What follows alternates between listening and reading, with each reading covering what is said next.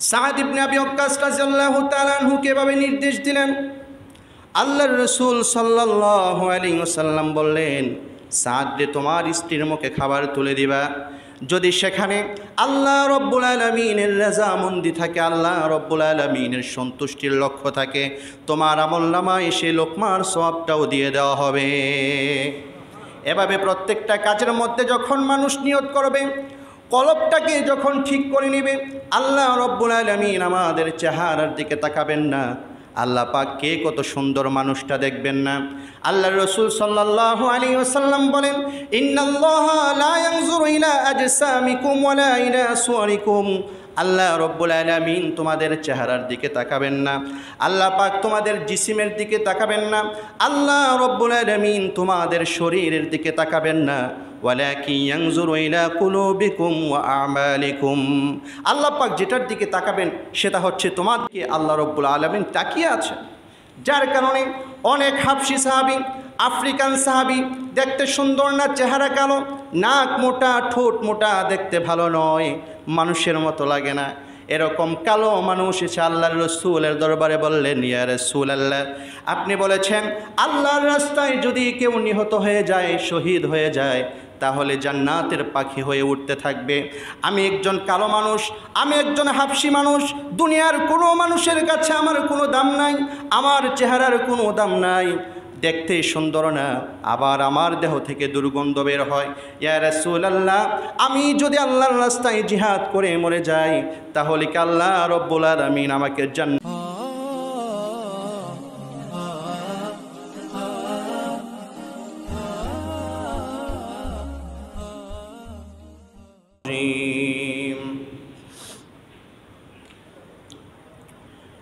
মুহতারাম হাজরিন, আল্লাহ পাকের দরবারে অসংখ্য অগণিত শুকরিয়া যে মহান রব্বুল আলামিন আমাদেরকে দীর্ঘ একটি সপ্তাহ পরে আল্লাহর ঘর মসজিদে নিয়ে এসেছেন এবং জুমা নামাজ পড়ার পূর্বক্ষণে কিছু দ্বীনি আলোচনা করার, শোনার এবং সেই অনুযায়ী আমল করার মন মানসিকতা নিয়ে মসজিদ প্রাঙ্গণে বসার তৌফিক দান করেছেন। এজন্য অন্তরের অন্তঃস্থল থেকে আল্লাহ পাকের দরবারে শুকরিয়া আদায় করি, আলহামদুলিল্লাহ।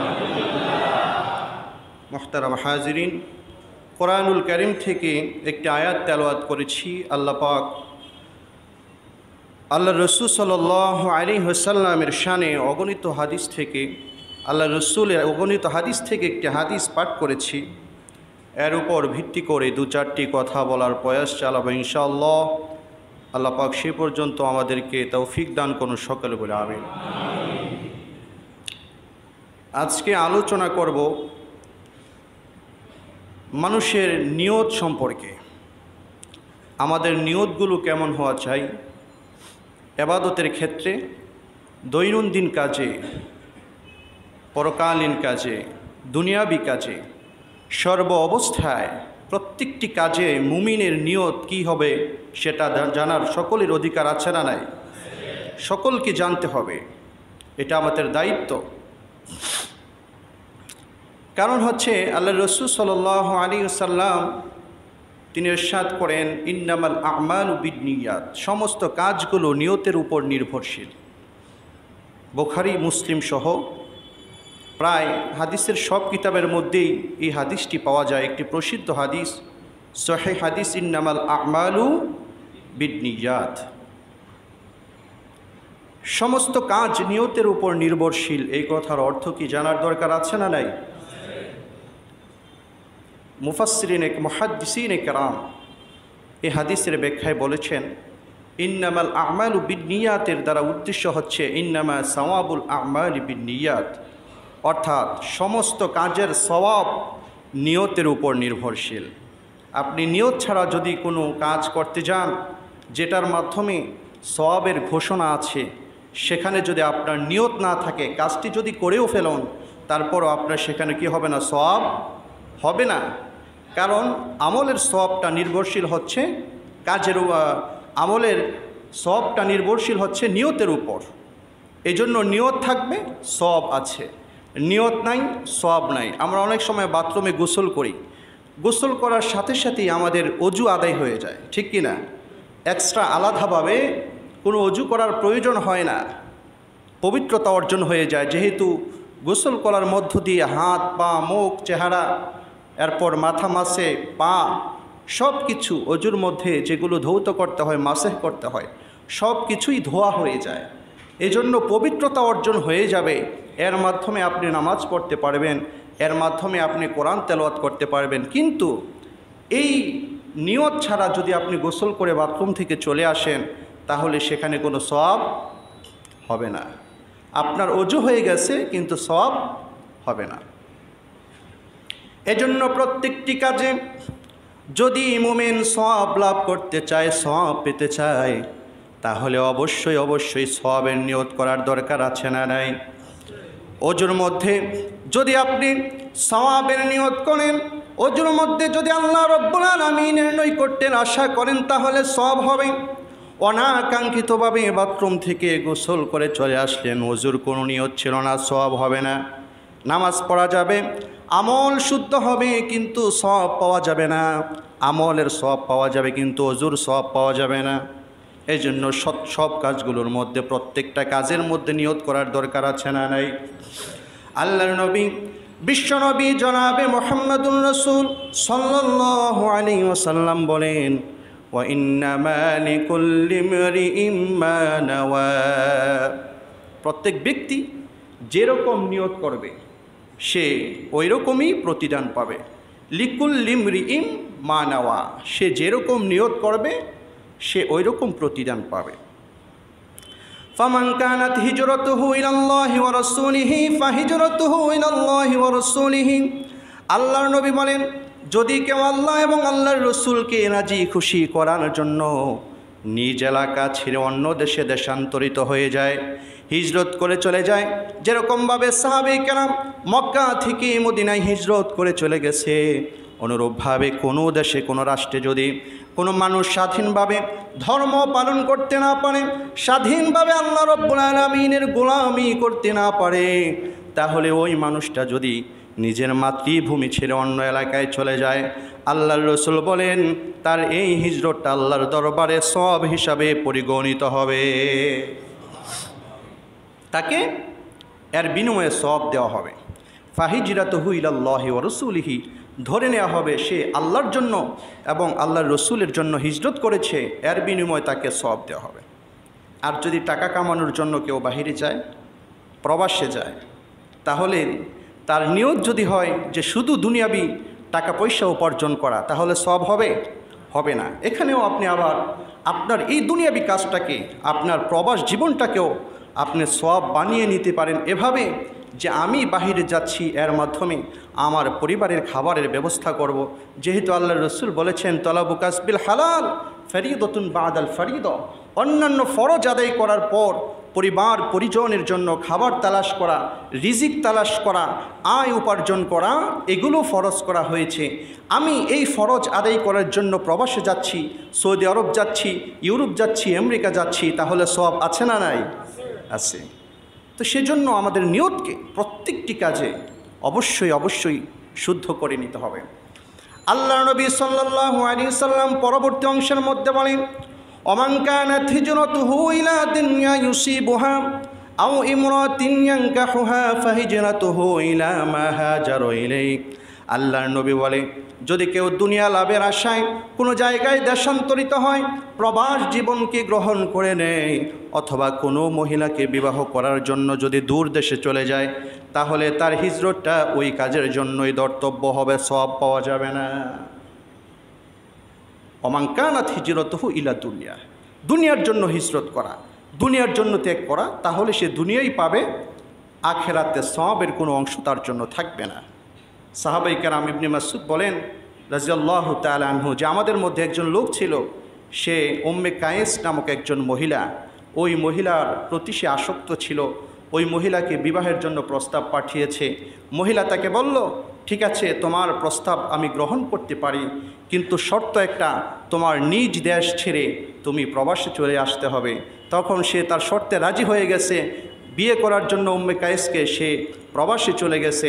এজন্য ইবনে মাসউদ বলে, আমরা এই লোকটাকে বলতাম যে উম্মে কায়েসের জন্য হিজরতকারী। এখান থেকে আল্লাহ রসুল বলেছেন, অমান কানাত হিজরতুহু ইলা দুনিয়া ইউসিবুহা আও ইমরাতিন ইয়ানকাহুহা ফাহিজরাতুহু ইলা মা হাজারা আলাইহি।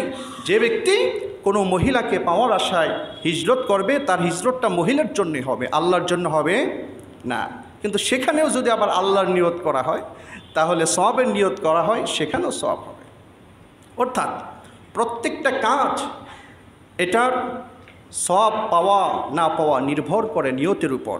এমনকি হাসরের ময়দানে যখন আমরা উঠব, প্রত্যেকটা মানুষকে তার আপন আপন নিয়ত সম্পর্কেই উঠানো হবে এবং আপন আপন নিয়ত সম্পর্কে তাকে জিজ্ঞাসা করা হবে।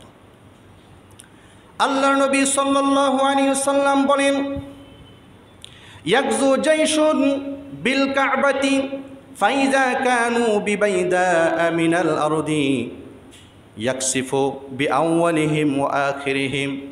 আল্লাহর নবী বলেন, একটা সময় আসবে এমন, যেই সময় কিছু মানুষ, একটি সৈন্যদল, তারা কাবা শরীফের মধ্যে আক্রমণ করবে। কাবা শরীফ থেকে আক্রমণ করে যখন তারা চলে যাবে মরুভূমি এলাকার মধ্যে, স্বচ্ছ জমিন, গাছপালা তরুলতা কোথাও কোনো কিছু নাই, এরকম একটি নির্জন এলাকার মধ্যে যখন তারা চলে যাবে, তাদের পিছনে একটা দল থাকবে, তাদের সামনে একটা দল থাকবে, তারা থাকবে মধ্যবর্তী অবস্থানে, সামনে একদল, পিছনে একদল। আল্লাহ রসুল বলেন, ইয়াকসিফু বিআউয়ালিহিম ওয়া আখিরিহিম। তাদের সামনে যে দলটা থাকবে তাদেরকেও জমিনের নিচে ধসিয়ে দেওয়া হবে, এবং তাহাদের পিছনে যারা থাকবে তাদেরকেও জমিনের নিচে ধসিয়ে দেওয়া হবে। বলেন নাউজুবিল্লাহ। আম্মা জান আয়েশা থেকে হাদিস বর্ণিত, আম্মা জান আয়েশা বলেন, ক্বালাত কুলতু ইয়া রাসূলুল্লাহ সাল্লাল্লাহু আলাইহি ওয়াসাল্লাম কাইফা ইয়াকসিফু বিআউয়ালিহিম ওয়া আখিরিহিম ওয়াফিহিম আসওয়াকুহুম ওয়া মান লাইসা মিনহুম। ইয়া রাসূলুল্লাহ, ইয়া হাবিবাল্লাহ, তাদের পিছনের লোকগুলোকে কেন জমিনের নিচে ধসিয়ে দেওয়া হবে? তাদের সামনের লোকগুলোকে কেন জমিনের নিচে ধসিয়ে দেওয়া হবে? প্রকৃতপক্ষে অপরাধী হচ্ছে মধ্যবর্তী মানুষগুলো। সামনের মানুষগুলো কেন ধ্বংস হবে? পিছনের মানুষগুলো কেন ধ্বংস হবে? জানার দরকার আছে না নাই? এজন্য আম্মা জান আয়েশা রাদিয়াল্লাহু তাআলা আনহা আল্লাহর নবী, বিশ্ব নবী সাল্লাল্লাহু আলাইহি ওয়াসাল্লামকে প্রশ্নটা ছুড়ে দিলেন। আল্লাহর নবী সাল্লাল্লাহু আলাইহি ওয়াসাল্লাম বলেন, তাদের পিছনের মানুষগুলোকেও ধসিয়ে দেওয়া হবে, সামনের মানুষগুলোকেও ধসিয়ে দেওয়া হবে, কিন্তু তাদেরকে কাল কিয়ামতের ময়দানে তাদের আপন আপন নিয়ত সম্পর্কে জিজ্ঞাসা করা হবে। এর ব্যাখ্যায় মুহাদ্দিসিনে কেরাম বলেছেন, সামনে এবং পিছনে যারা থাকবে তাদেরকে ধ্বংস করে দেওয়ার কারণ হচ্ছে, এই মানুষগুলো নীরব ছিল, এই মানুষগুলো অন্যায়কারীদের অন্যায় কাজে বাধা প্রদান করে নাই। যেহেতু তারা চুপ ছিল, সামনের লোকগুলো নিশ্চুপ ছিল, পিছনের লোকগুলো নিশ্চুপ ছিল, চুপ থাকার কারণে, মৌন সমর্থন থাকার কারণে, যদিও তারা এটাকে পছন্দ করে না, তাদের শক্তি ছিল, তাদেরকে কাবা ঘরের আক্রমণ থেকে বাধা প্রদান করার শক্তি সামর্থ্য তাদের ছিল, কিন্তু তারা তাদেরকে বাধা দেয় নাই। তারা মূলত আক্রমণ করার জন্য আসে নাই সামনের পিছনের মানুষগুলো। আম্মা জান আয়েশা বলেন, তারা কেউ এসেছে বাজার করার জন্য, এখানে একটা বেচা বিক্রি হবে। দেখেন আমাদের দেশেও যখন কোথাও সভা সমাবেশ সেমিনার ওয়াজ মাহফিল হয়, সেখানে কিছু দোকানপাট, চটপুটির দোকান, হালিমের দোকান বসে কি বসে না? বসে। গ্রাম দেশে এটার খুব ভালো প্রথা আছে। ওয়াজ মাহফিলওয়ালাদের উদ্দেশ্য একটা, আর চটপুটিওয়ালা, হালিমওয়ালা, ফুচকাওয়ালা তাদের উদ্দেশ্য আরেকটা, ঠিক কিনা?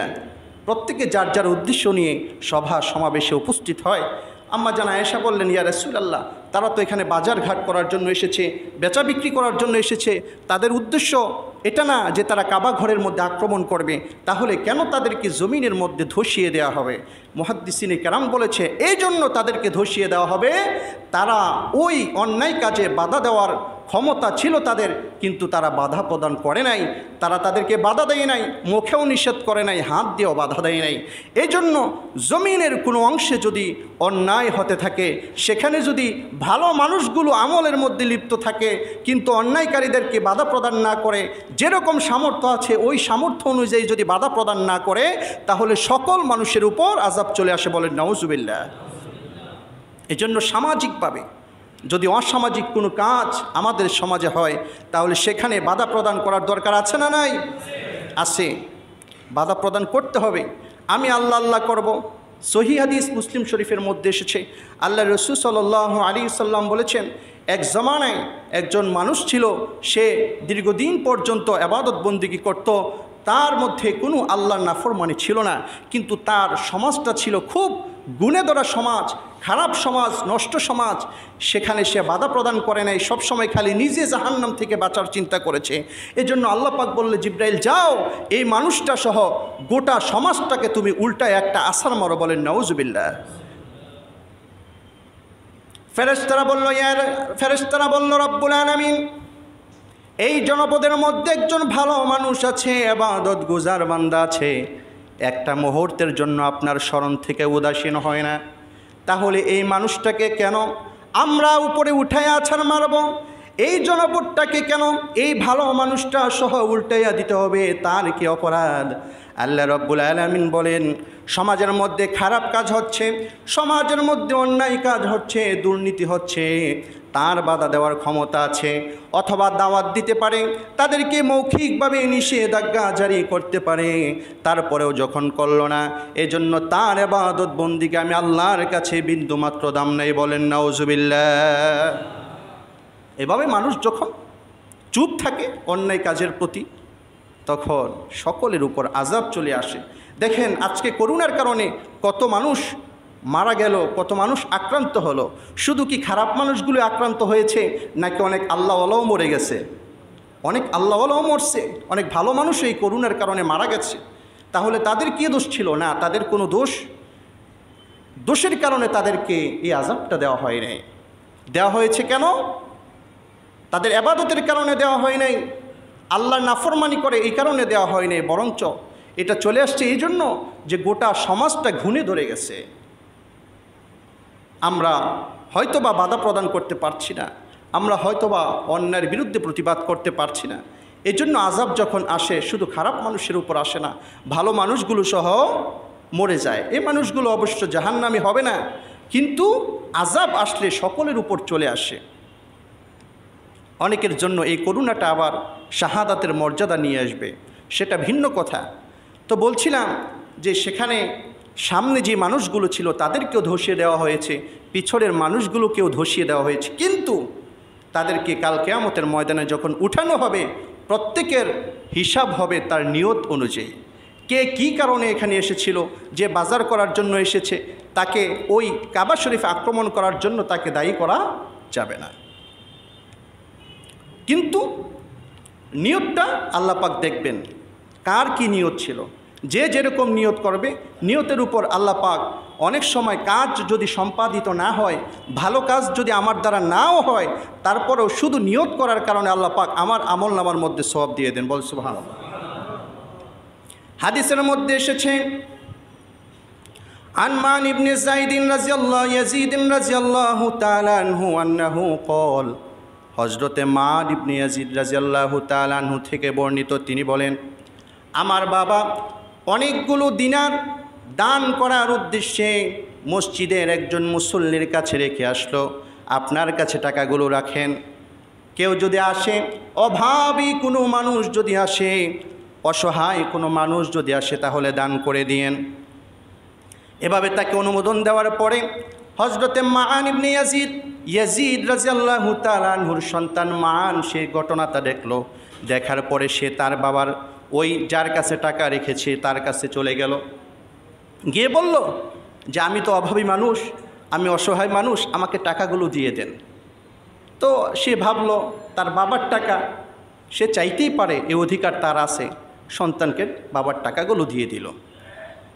এখন বাড়িতে আসার পরে ইয়াজিদ যখন দেখলো যে তার সন্তানের হাতে তার সেই দিনারগুলো, তখন বলল, কি তোমার হাতে কেন দিনার?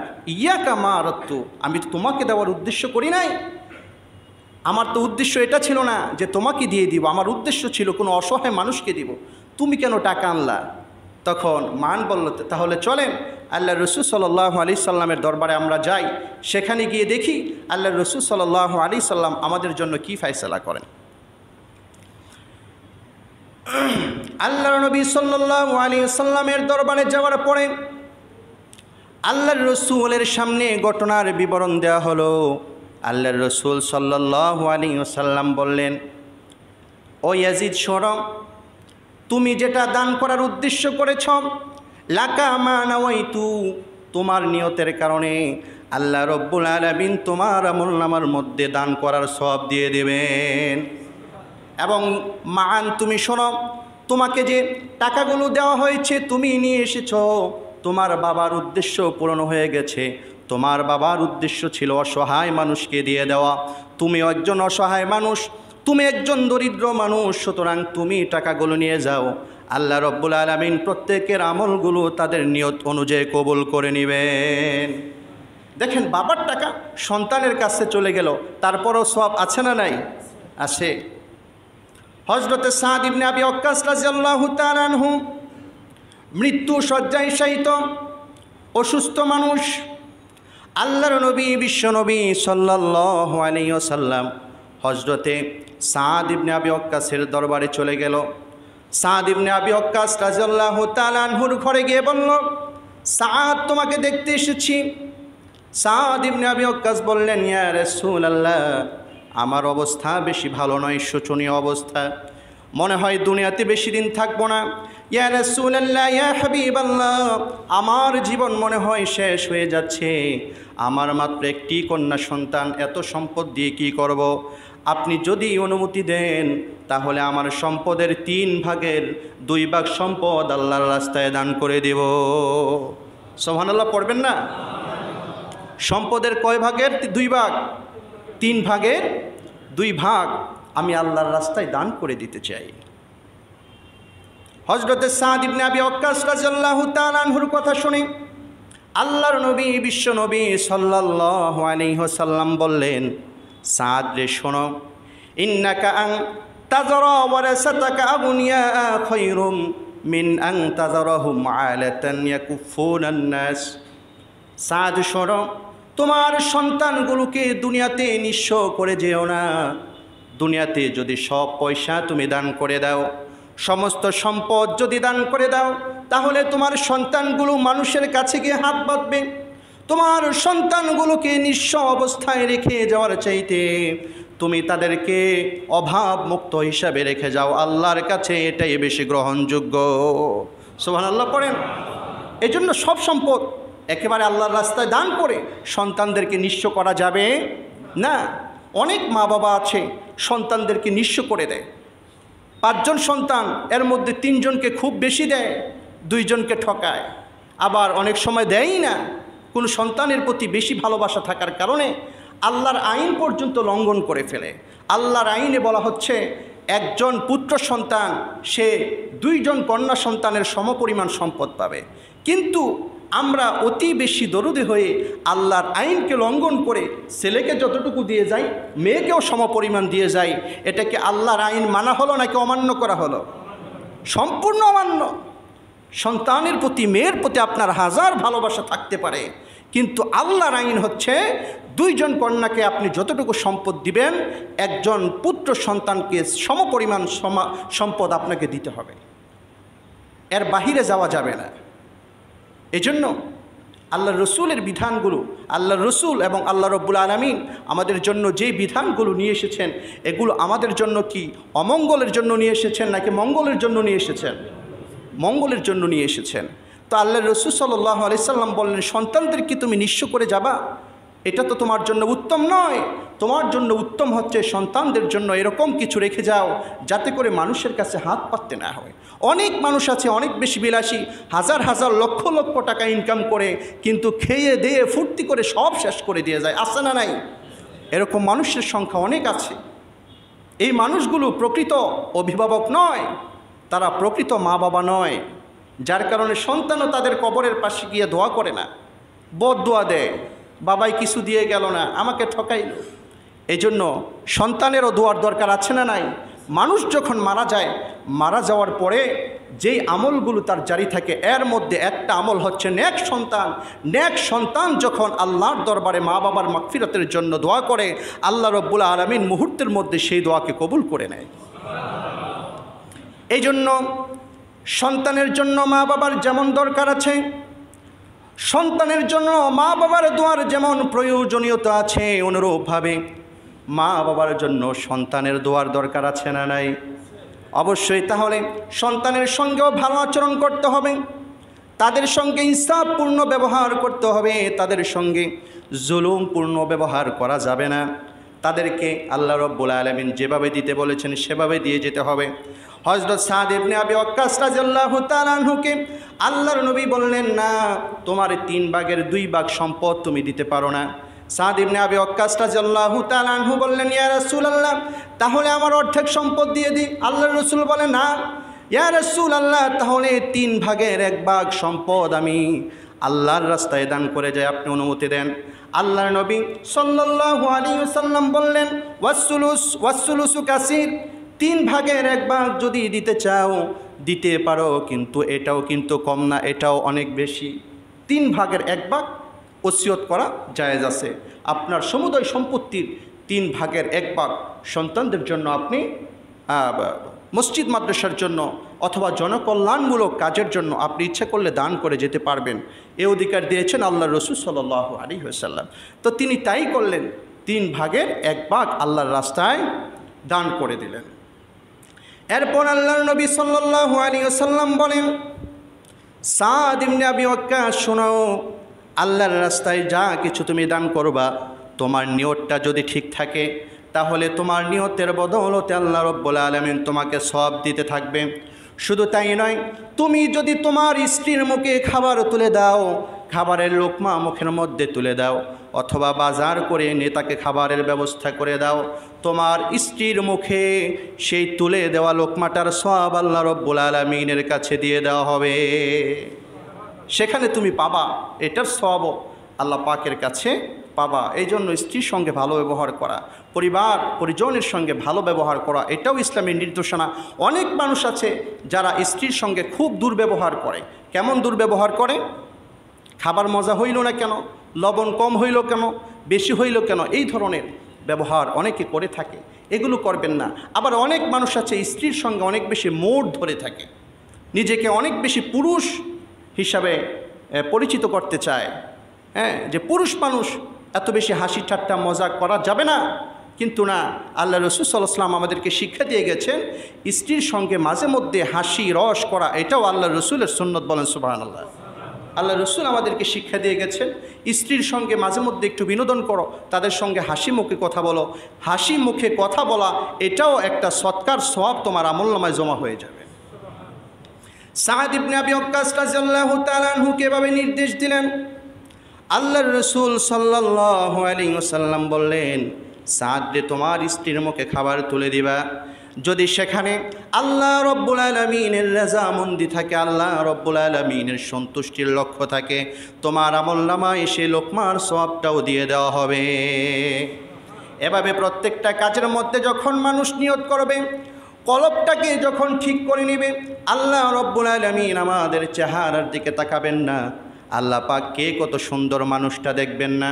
আল্লাহর রাসূল সাল্লাল্লাহু আলাইহি ওয়াসাল্লাম বলেন, ইন্নাল্লাহা লা ইয়ানজুরু ইলা আজসামিকুম ওয়ালা ইলা সুওয়ারিকুম, আল্লাহ রব্বুল আলামিন তোমাদের চেহারার দিকে তাকাবেন না, আল্লাহ পাক তোমাদের জিসিমের দিকে তাকাবেন না, আল্লাহ রব্বুল আলামিন তোমাদের শরীরের দিকে তাকাবেন না, ওয়ালাকিন ইয়ানজুরু ইলা কুলুবিকুম ওয়া আমালিকুম, আল্লাহ পাক যেটার দিকে তাকাবেন সেটা হচ্ছে তোমাদেরকে আল্লাহ রব্বুল আলামিন তাকিয়ে আছেন।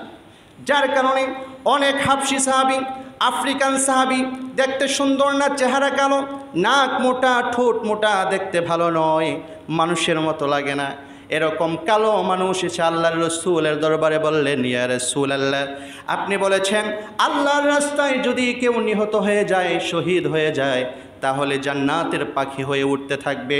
আমি একজন কালো মানুষ, আমি একজন হাবশি মানুষ, দুনিয়ার কোনো মানুষের কাছে আমার কোনো দাম নাই, আমার চেহারার কোনো দাম নাই, দেখতে সুন্দর না, আবার আমার দেহ থেকে দুর্গন্ধ বের হয়। ইয়া রাসূলুল্লাহ, আমি যদি আল্লাহর রাস্তায় জিহাদ করে মরে যাই তাহলে কি আল্লাহ রব্বুল আলামিন আমাকে জান্নাত দিবেন নাকি?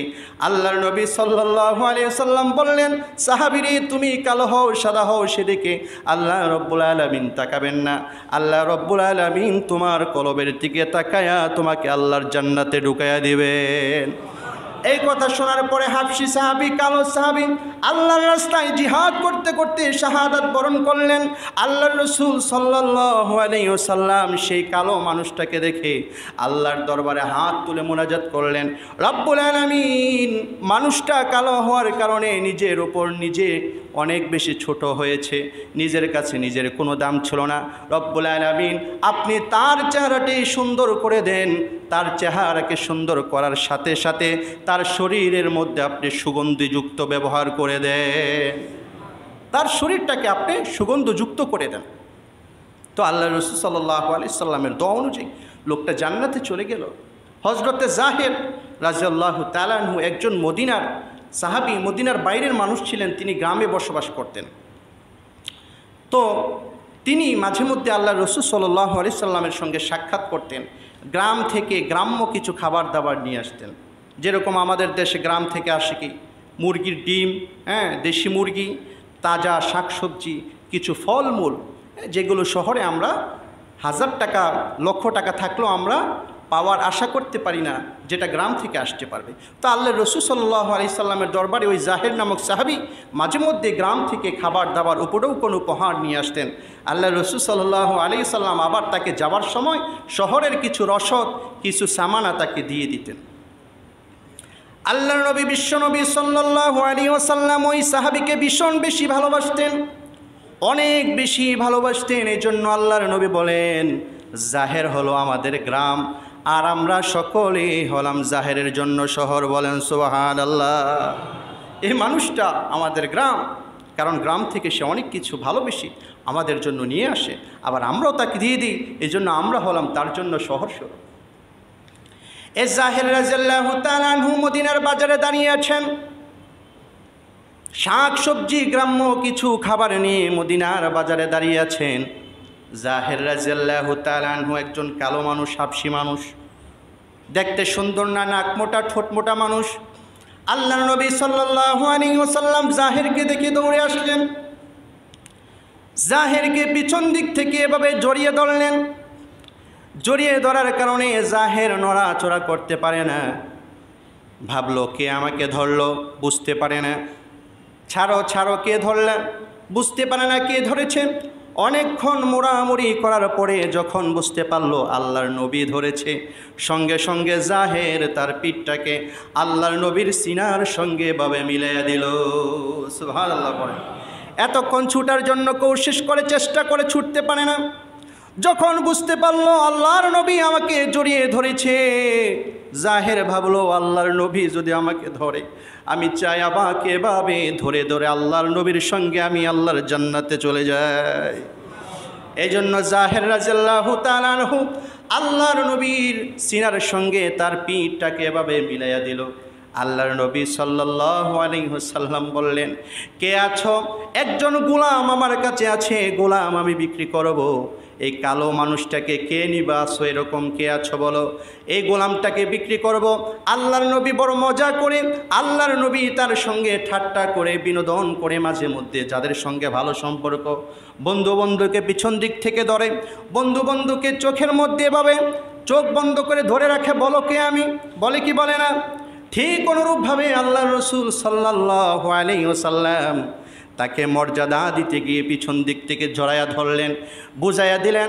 আল্লাহর নবী মানুষকে বুঝাই দিলেন, কালো হওয়ার কারণে কোনো মানুষকে কোনো দিন অবজ্ঞা করা যাবে না। সুবহানাল্লাহ। পড়ে আল্লাহর নবীর আদর্শ দিয়ে আমাদেরকে শিক্ষা দিয়ে গেছেন, তারপরও আমরা মানুষ হই না। আল্লাহর নবী এভাবে ধরে যখন হাঁক ডাক দিচ্ছিলেন, কে আছো গোলামকে ক্রয় করবা, মানুষটা বিক্রি করব। ওই জাহের বলে, ইয়া রাসূলুল্লাহ, ইয়া হাবিবাল্লাহ, আমাকে বিক্রি করে আপনার কী লাভ হবে? আমি একজন সাধারণ কালো মানুষ, আমাকে কেউ পছন্দ করবে না, আমাকে অতি মূল্য দিয়ে কেউ ক্রয় করবে না। ইয়া রাসূলুল্লাহ, আমি একজন সস্তা মানুষ। আল্লাহর নবী বললেন, জাহেরে কালো হওয়ার কারণে তুমি নিজেকে সস্তা মনে করতেছো, আল্লাহ রব্বুল আলামিনের দরবারে তুমি কিন্তু সস্তা নও। সুবহানাল্লাহ, আল্লাহর দরবারে তুমি সস্তা নও। অনেক কালো মানুষ দুনিয়াতে কালো হওয়ার কারণে অনেক বেশি আফসোস করে, বলে আল্লাহ আমার চেহারাটা কেন কালো দিলা, আছে না নাই? আমার চেহারাটাকে কেন কালো দিলাম? আফসোস করে। বিয়ে করতে গেলে ভালো বিয়ে ব্যবস্থা হয় না, ভালো পাত্রী পাওয়া যায় না, মানুষ মূল্যায়ন করে না, সম্মান করে না, এজন্য মনে বড় ব্যথা। এই মানুষগুলোকে আল্লাহ রব্বুল আলামিন সবচাইতে সুন্দর করে জান্নাতের মধ্যে ঢুকাইয়া দিবে। কি শর্ত হচ্ছে? তার অন্তরটাকে পরিশুদ্ধ করতে হবে, অন্তরটাকে সাদা করতে হবে। চেহারা যতই কালো হোক, অন্তরটাকে কালো করা যাবে না। মানুষ যখন গুনাহ করে, অন্যায় করে, তখন মানুষের অন্তরের মধ্যে জং ধরতে থাকে, মানুষের অন্তরগুলো কালো হয়ে যায়। এই কালো মন নিয়ে, কালো হৃদয় নিয়ে জান্নাতে যাওয়া যাবে না। চেহারা কালো হোক, আমার অন্তরটা যেন সাদা হয়। এই জন্য আল্লাহর কাছে বেশি বেশি তওবা করতে হবে। আল্লাহ, জীবনে যা করছি, অন্যায় করছি, কলবের মধ্যে ঝং ধরে গেছে, আল্লাহ আমার কলবের ঝংগুলো দূর করে দেন। বেশি বেশি জিকিরের মাধ্যমে এই ঝংগুলো দূর করে সাদা যখন করবেন অন্তরকে, এই অন্তরের দাম আল্লাহর কাছে আছে না নাই? এই অন্তরের দাম অনেক বেশি। হযরতে বেলাল হাবশী রাদিয়াল্লাহু তাআলা আনহু একজন কালো মানুষ ছিলেন, দেখতে শুনতে অনেক বেশি কালো ছিলেন, ভালো ছিলেন না। দুনিয়ার মানুষ হাবশী বেলালকে দাম দেয় না, কারণ আবার হচ্ছে এমনিতেই কালো, আবার হচ্ছে গোলাম কৃতদাস মানুষ, এজন্য দাম নাই। আল্লাহর নবী যখন মেরাজে গমন করলেন, মেরাজে যাওয়ার পরে আল্লাহর নবীকে জান্নাত দেখানো হলো, জাহান্নাম দেখানো হলো। জান্নাতের মধ্যে আল্লাহর নবী শুনতে পেলেন, কার পায়ের আওয়াজ যেন শুনতে পান, কার পায়ের আওয়াজের ধ্বনি যেন আল্লাহর রসুলের কানে লাগতেছে। আল্লাহর নবী জিজ্ঞাসা করলেন, জিব্রাইল, জান্নাতের মধ্যে মানুষের পায়ের আওয়াজ শোনা যাচ্ছে, ব্যাপারটা কি? কোন মানুষের পায়ের ধ্বনি আমি জানতে চাই, কোন মানুষটা জান্নাতের মধ্যে হাঁটতেছে? জিব্রাইল বলেন, ইয়া রাসূলুল্লাহ, এটা আপনার বেলালের পায়ের আওয়াজ। সুবহানাল্লাহ। আল্লাহর নবী বিশ্বনবী সাল্লাল্লাহু আলাইহি ওয়াসাল্লাম মেরাজ থেকে ফিরে এসে হযরতে বেলালকে জিজ্ঞাসা করে, বেলাল, তোমার পায়ের আওয়াজ আমি জান্নাতের মধ্যে শুনতে পেলাম, তোমার কি এমন আমল আছে যে আমলের কারণে তুমি জান্নাতে চলে গেছো দুনিয়া থাকাকালীন? বেলাল বলে, ইয়া রাসূলুল্লাহ, আমার কোনো ভালো আমল নাই, তবে যতটুকু মনে পড়ে আমি একটা আমল করার চেষ্টা করি, নফল একটা আমল। সে আমলটা কি জানার দরকার আছে না নাই? সে আমলটা হচ্ছে, যখন আমি মসজিদের মধ্যে প্রবেশ করি, মসজিদে প্রবেশ করে বসার আগে 2 রাকাত নামাজ আমি আদায় করি, তাহিয়াতুল মসজিদ আমি আদায় করি। আল্লাহ রসুল বললেন, এই কারণেই তোমার পায়ের আওয়াজ জান্নাতের মধ্যে শোনা যাচ্ছে। বলেন আল্লাহু আকবার। এই জন্য আমরা যখনই মসজিদে আসব, এই আমলটা করার চেষ্টা করব। আমরা যদি বেলালের সঙ্গে জান্নাতে থাকতে চাই, তাহলে এই আমলটা বেশি বেশি করব। মসজিদে যখনই আসব, একটু আগে চলে আসব, এসে 2 রাকাত নফল নামাজ আমরা পড়ব। এটাকে বলা হয় তাহিয়াতুল মসজিদ। তবে এই নামাজটা মাগরিবের আগে, মাগরিব নামাজের আগে তখন পড়া নিষিদ্ধ। অন্য একটা হাদিসে এটা নিষেধ করা আছে যে মাগরিবের সলাতের আগে, সূর্য ডুবার পর থেকে আর কোনো নফল নামাজ পড়া যায় না। এই জন্য ওই সময়টা আপনারা এই নামাজটা পড়তে পারবেন না। এমনিতে কেউ যদি জামাতে এসে হাজির হয়, তাহলে যদি কেউ ঢুকেই জামাতে অংশগ্রহণ করে, সেও তাহিয়াতুল মসজিদের সওয়াব পাবে। মনে করেন আপনি ঢুকলেন, জামাত শুরু হলো, আপনি ঢুকলেন, আপনার এই ফরজ নামাজে অংশগ্রহণ করাটাও ওই তাহিয়াতুল মসজিদের সমপরিমাণ মর্যাদা দিয়ে দেওয়া হবে। আপনি সুন্নত পড়লেন, এসে এই সুন্নতটাও বসার আগে যদি পড়ে নেন, তাহলে সময় যদি না থাকে, এই সুন্নতটাও আপনার তাহিয়াতুল মসজিদ হিসাবে আদায় হয়ে যাবে। কত সুন্দর সিস্টেম! একটু খেয়াল করলে হয়। আমরা সুন্নত নফল তো পড়ি, বসার আগে পড়ে নিলাম, বসে গেলে আর এটার মর্যাদা থাকবে না। এই জন্য এই আমলটা করার চেষ্টা করি। তো বলছিলাম, আল্লাহ রব্বুল আলামিন দেখবেন কলবের মধ্যে কি আছে, কলবের মধ্যে আমার নিয়তটা কি, নিয়তের কারণে আল্লাহ রব্বুল আলামিন অনেক কিছুই চেঞ্জ করে দেবেন। অনেক মানুষ আছে দেখতে গুনাহগার মনে হয়, কিন্তু কলব ভালো, মন ভালো হওয়ার কারণে আল্লাহ পাকের দরবারে ক্ষমা পেয়ে যাবে। আবার অনেক খারাপ, অনেক ভালো মানুষ আছে, দেখতে অনেক সুফি মনে হয়, অনেক ভালো মানুষ মনে হয়, কিন্তু কলব তার মরে গেছে, কলব ভালো না। মানুষের সঙ্গে সে মানুষকে দেখলে মানুষের ভালো সে সহ্য করতে পারে না, হিংসা করে, অহংকার করে। এই ধরনের মানুষ এগুলো কিন্তু আল্লাহর জান্নাতে যাবে না। এজন্য কলবটা হিংসা মুক্ত করতে হবে, অহংকার মুক্ত করতে হবে, নিয়তটাকে পরিশুদ্ধ করতে হবে। নিয়ত যদি আপনার খারাপ থাকে, আল্লাহর রাস্তায় শহীদ হওয়ার পরেও আপনি জাহান্নামে যেতে হবে। বলেন নাউজুবিল্লাহ। হযরত আবু মুসা আশ-শারি রাদিয়াল্লাহু তাআলা আনহু থেকে হাদিস বর্ণিত, সুইলা রাসূলুল্লাহ সাল্লাল্লাহু আলাইহি ওয়াসাল্লাম আনির রাজুলি ইউকাতিলু শাজাআতান ওয়া ইউকাতিলু হামিয়াতান ওয়া ইউকাতিলু রিয়াআন ফাআইয়ু যালিকা ফি সাবিলিল্লাহ। আল্লাহর নবীকে জিজ্ঞাসা করা হলো এক ব্যক্তি সম্পর্কে, ইয়া রাসূলুল্লাহ, একজন মানুষ তার বংশের জন্য যুদ্ধ করে, বংশকে সেভ করার জন্য, গোত্রকে, পরিবারকে সেভ করার জন্য যুদ্ধ করে, আবার আরেকজন মানুষ বীরত্ব প্রদর্শন করার জন্য যুদ্ধ করে, আরেকজন মানুষ লৌকিকতা মানুষকে দেখানোর জন্য যুদ্ধ করে। ফাআইয়ু যালিকা ফি সাবিলিল্লাহ। ওগো আল্লাহর রাসূল সাল্লাল্লাহু আলাইহি ওয়াসাল্লাম, আপনি বলে দেন এই মানুষগুলোর মধ্যে কোন মানুষটা আল্লাহর রাস্তায় শহীদ হবে? আল্লাহর রাসূল সাল্লাল্লাহু আলাইহি ওয়াসাল্লাম বললেন, মান কাতালা লিতাকুনা কালিমাতুল্লাহি হিয়াল উলিয়া।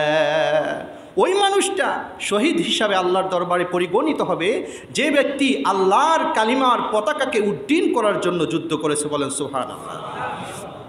এই উদ্দেশ্যে যারা যুদ্ধ করবে, যেন আমার দেশে, আমার ভূখণ্ডে কালিমার পতাকা উড়ে, লা ইলাহা ইল্লাল্লাহর পতাকা যেন উড়ে, লা ইলাহা ইল্লাল্লাহ মুহাম্মাদুর রাসূলুল্লাহর পতাকা যেন উড়ে, কালিমার শাসন যেন জারি হয়ে যায়। এই জন্য যারা যুদ্ধ বিগ্রহ করবে তারাই হচ্ছে প্রকৃতপক্ষে শহীদ, তারাই আল্লাহর দরবারে শহীদ হিসাবে পরিগণিত হবে। সুতরাং যুদ্ধ অনেকেই করে। এই যে কয়েকদিন আগে আমি খবর পাইলাম, আপনারাও দেখেছেন, ফেসবুকে খবর এসেছে, দু একদিন আগের ঘটনা। ব্রাহ্মণবাড়িয়ায় মেয়ের বাবাকে মেরে ফেলা হয়েছে। কারণ কি? কারণ হলো দধির মধ্যে মিষ্টি কম হয়েছে। বলেন নাউজুবিল্লাহ। এই যে মারামারিটা, পারস্পরিক মারামারি, কি কারণে? দইয়ের মধ্যে মিষ্টি কম হইল কেন? আচ্ছা, এটা কি হত্যাযোগ্য কোনো অপরাধ? দইয়ের মধ্যে মিষ্টি কম হওয়া এটা কোনো হত্যাযোগ্য অপরাধ না।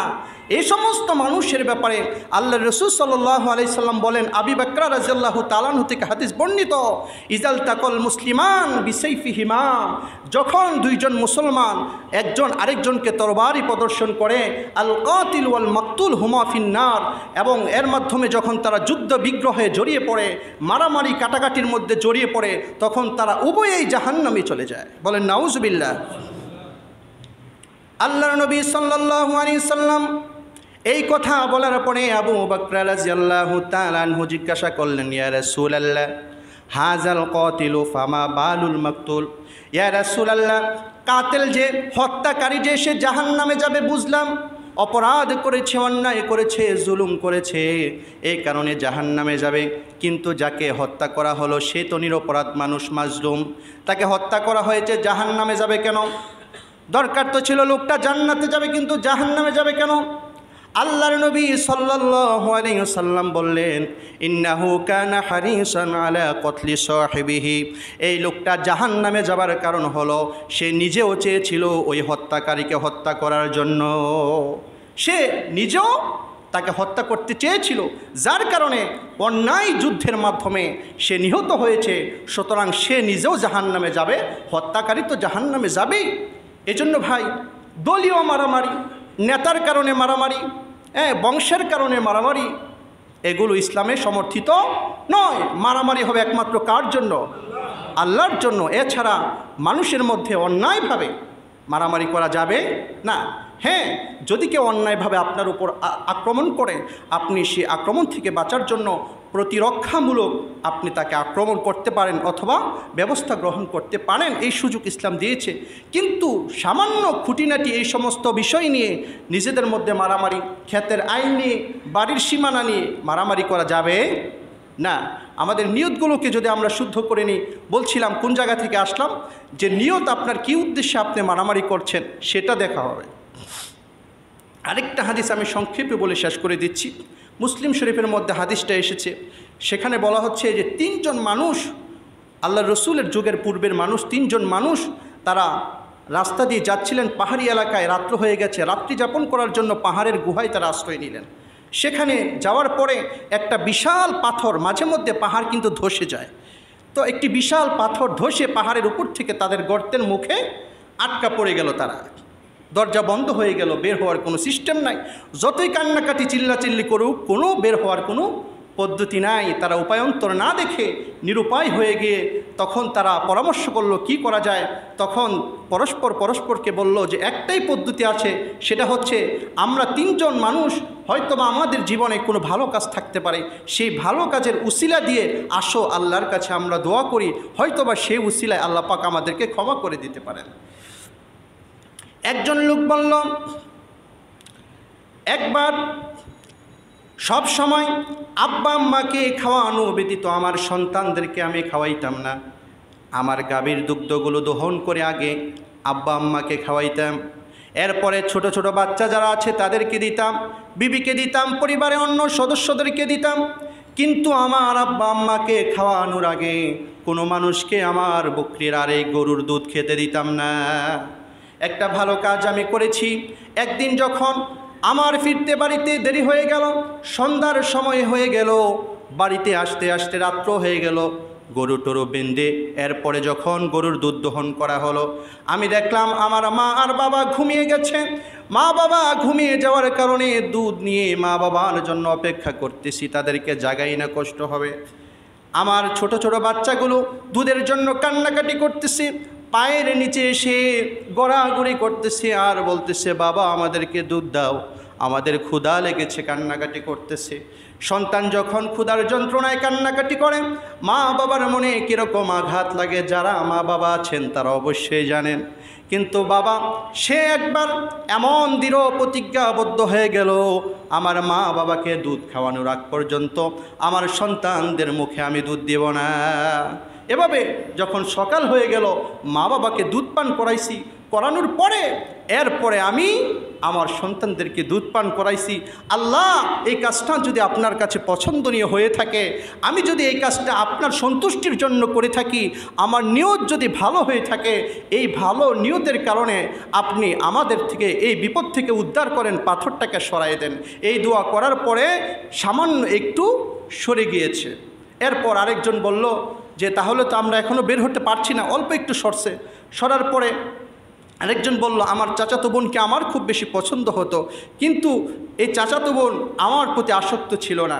এক সময় দুর্ভিক্ষ দেখা দিলে সে আমার কাছে খাবারের জন্য আসলো। আমি বললাম, ঠিক আছে তুমি 120 দিরহাম নিয়ে যাও, দিনার নিয়ে যাও, এর বিনিময়ে তুমি একটু নির্জনে আমার কাছে আসবা। তো আমার চাচাতো বোন আমার সঙ্গে যে প্রতিশ্রুতি দিয়েছে, সেই প্রতিশ্রুতি অনুযায়ী যখন আমার কাছে আসলো, আসার পর আমি যখন আমার যৌন চাহিদা পূরণ করার জন্য তার 2 রানের মাঝখানে বসলাম, বসার পর সে আমাকে বলল, ইত্তাকিল্লাহ, আল্লাহকে ভয় করো, বিয়ে করা ছাড়া আমার সম্মানকে ইজ্জতকে নষ্ট করে দেও না।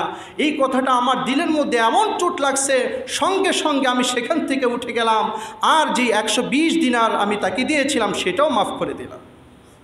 এরপর সে আল্লাহর কাছে দোয়া করলো, আল্লাহ যদি এই কাজটা আপনার কাছে পছন্দ হয়ে থাকে, এই কাজের উসিলায়, এই ভালো কাজটার বিনিময়ে আপনি আমাদেরকে এই বিপদ থেকে মুক্ত করেন, পাথরটাকে সরায় দেন। এরপর পাথরটা আরেকটু সরে গেল, কিন্তু তারপরও তারা বের হতে পারছে না। তৃতীয় আরেকজন বলল, রব্বুল আলামিন আমি একটা ভালো কাজ করেছি, সেটা হচ্ছে যে আমার কাছে একজনের পারিশ্রমিক জমা ছিল, অনেকগুলো শ্রমিক আমি নিয়েছি, নেওয়ার পরে তারা আমার বাড়িতে কাজ করেছে, সকলের পারিশ্রমিক দিয়ে দিয়েছি, কিন্তু একটা মানুষ তার পারিশ্রমিক না নিয়ে চলে গেছে। পরে আমি কি করব ভেবে পরে তার টাকাটা আমি ব্যবসায় লাগাই দিলাম। ব্যবসায় খাটানোর পর সেখান থেকে এত বরকত হয়েছে, অনেকগুলো গরু কিনেছি, ওট কিনেছি, বকরি কিনেছি, এরপর তার জন্য গোলাম কিনেছি, এত বরকত হয়েছে। অনেক দিন পর সেই শ্রমিক ফিরে এসে বলল যে আমার পারিশ্রমিক আপনি দিয়ে দেন, আমার পারিশ্রমিক তো আমি নিয়ে যাইনি, আমার পারিশ্রমিকটা কোথায়? তখন সে বলল, এই যে গরু ছাগল দেখতেছো, এই যে গোলামবাদী দেখতেছো, এই সবগুলো তোমার। সে বলল, আমার সঙ্গে ঠাট্টা করো? না, ঠাট্টা করবো কেন, তোমার টাকা ব্যবসায় খাটায় লাভবান হয়েছো তুমি, আমি তো এটা রাখার অধিকার রাখি না, এই সবগুলো তোমার, তুমি নিয়ে যাও। লোকটা সব কিছু নিয়ে গেল, একটা সুতাও আমার জন্য রেখে গেল না। আল্লাহ, যদি আমি ভালো কাজ আপনার সন্তুষ্টির জন্য করে থাকি, এই কাজটা যদি আপনার পছন্দ হয়ে থাকে, আমার নিয়ত যদি ভালো হয়ে থাকে, এই ভালো নিয়তের উসিলায় আল্লাহ এই পাথরটাকে মুখ থেকে সরাই দেন। সঙ্গে সঙ্গে আল্লাহ রাব্বুল আলামিন সম্পূর্ণরূপে পাথরটাকে সরাই দিলেন। তারা এরপরে এখান থেকে বের হয়ে গেল। বলুন সুবহানাল্লাহ। এখান থেকে তারা মুক্তি পেল কিসের ভিত্তিতে? ভালো নিয়তের ভিত্তিতে। এই জন্য আমাদের নিয়ত যদি ভালো থাকে, আমরা আল্লাহ রব্বুল আলামিনের দরবারে মুক্তি পাব। আল্লাহ রব্বুল আলামিন আমাদেরকে মুক্তির ব্যবস্থা করবেন। আল্লাহ রব্বুল আলামিন কলবের ভিত্তিতে, যেহেতু ইয়ানজুরু ইলা কুলুবিকুম ওয়া আমালিকুম, আল্লাহ পাক কলবের দিকে তাকায় থাকে, এই কলবের ভিত্তিতে আল্লাহ রব্বুল আলামিন আমাকে আপনাকে জান্নাত দিয়ে দেবেন। আমরা যেন আত্মশুদ্ধি করে এই দুনিয়া থেকে বিদায় নিতে পারি, সেই তৌফিক আল্লাহ পাক দান করুন। সকলে বলে আমিন। ওয়া আখিরু দাওয়ানা আলহামদুলিল্লাহি রাব্বিল আলামিন।